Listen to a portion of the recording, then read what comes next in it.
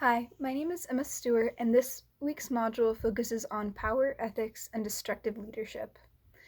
I find the quote that was stated in the video about ethics to be quite interesting. You stated in the module the quote that absolute power corrupts absolutely, and I believe this to be, to some extent, true.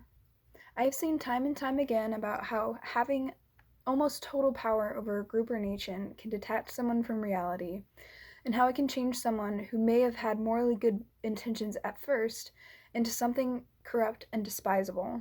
It was very interesting how power played a clear role in this idea of absolute corruption of leaders and just how many forms of power a leader can have and use for their own personal gain.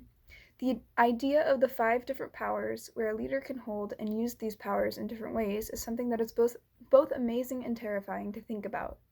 Leaders can use these powers as a source of good, like Bernie Sanders using his position in government to hold corporations and billionaires responsible for their corruption, or these powers can also be used for personal gain and evil intentions. For example, the coercive power is one that is seen in a lot of countries' leaderships. I can see how our own country uses both coercive power and legitimate power to police civilians into following their orders and the rules of our own government. And when someone does not comply to them, they are punished, and in some cases, minorities are specifically targeted by these laws unfairly. Hitler and Stalin are 2 other examples of leaders who ruled heavily with coercive and legitimate power, which made it very difficult for any one person or group to oppose them. And it brings us back to the idea of absolute power and how it corrupts absolutely. And I would say in many cases where one person is given an extreme amount of sway and power, this can be true.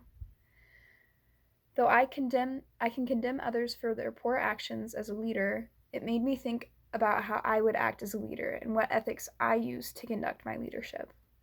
I believe in working hard so that others may prosper, and I do the very best I can to make sure everyone in a group feels like they have a voice and that they are included.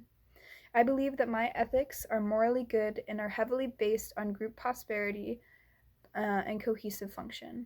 I was taught from my parents at a young age to make sure that no one gets left behind and that I should do good so that God may be proud of my actions. Since I no longer believe in God, it made me realize that I should not do good in the hopes to get something out of it, but rather do good just because I can. I feel as though this revelation made me strive to become a better leader, one that can be learned from and can help others go on to become better because of my actions. Moving on to the moral bucket list article, I created a list of my eulogy virtues and my resume virtues. My resume virtues mainly focused on my skills that I have learned after working at a vet office for over a year. It focuses on my qualifications, what I can bring to others, like what kind of tests am I qualified to do, what kind of programs I'm able to use, how much experience I have with handling patients and their clients, and so on. But my eulogy virtues are quite more centered around what I can bring on an emotional level. But to me, they still kind of seemed kind of surface level. It's filled with the usual answers you might see other people write. Things like I'm kind, caring, and loyal. That I love to make people laugh and I get defensive of the people around me.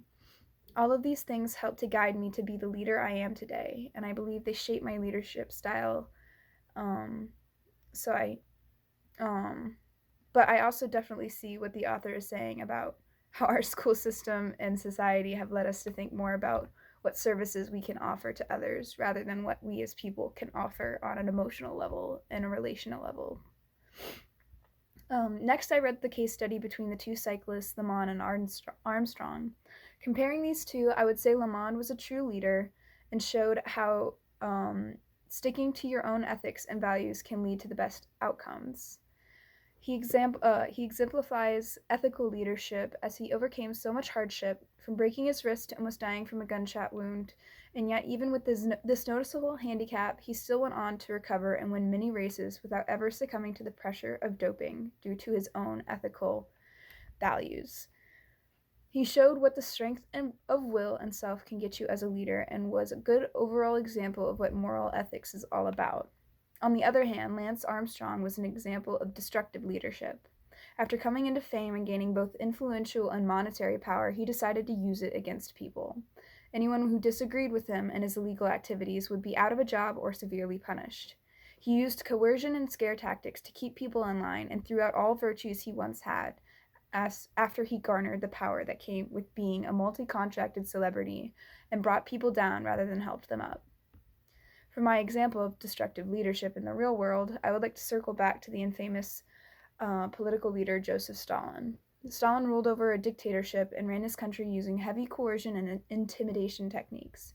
He ruled with fear as his main selling point, and anyone who dared to cross him legitimately disappeared from history.